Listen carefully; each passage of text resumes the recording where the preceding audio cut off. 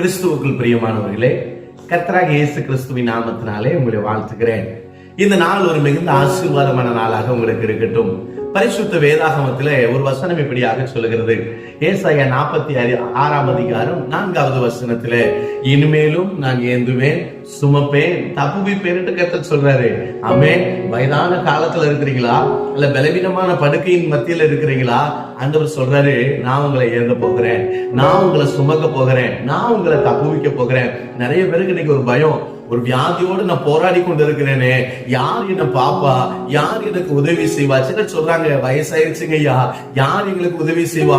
நாங்க மிகுந்த போராட்டத்துக்குள்ள இருக்கிறோம். இன்னைக்கு ஆண்டவர் சொல்றாரு, உன் முதிர் வயது வரைக்கும் உன்னை தாங்குவேன், ஏந்துவேன், சுமப்பேன், தப்புவிப்பேன் கர்த்தர் சொல்றாரு. பாருங்க, வேதம் சொல்ல வசனம் மிக உண்மைங்க. உலகத்துல எந்த தெய்வங்களும் சொல்லாத ஒரு வார்த்தைய கர்த்தர் உங்களுக்காக எனக்காக சொல்லியிருக்காரு. என்ன வார்த்தை தெரியுமா? தாயின் கற்பத்துல உன்னை முன்குறித்தேன், உன் முதிர் வயது வரைக்கும் உன்னை தாங்குவேன். சரி, எவ்வளவு அழகான ப்ராஜெக்ட் பார்த்தீங்களா? இன்னைக்கு கர்த்தர் உங்களையும் தாங்க போகிறாருங்க, ஏந்த போகிறாரு, சுமக்க போகிறாரு, தப்புவிக்க போகிறாரு. ஆமீன். பொருளாதாரத்துல நலிவடைஞ்சு இருக்கிறீங்களா?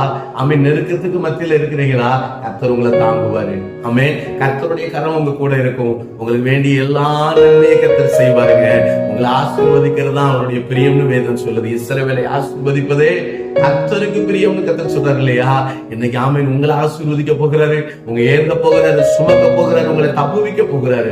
உங்க கூட இருந்து கடைசி வரைக்கும் கர்த்தர் நடத்துவாருங்க. சோர்ந்து போகாதங்க, கலங்காதங்க, திகைக்காதங்க, கண்ணீர் வடிக்காதங்க. கர்த்தரை பிடித்துக் கொள்ளுங்க, அவர் உங்களை ஆசீர்வதிப்பாராங்க.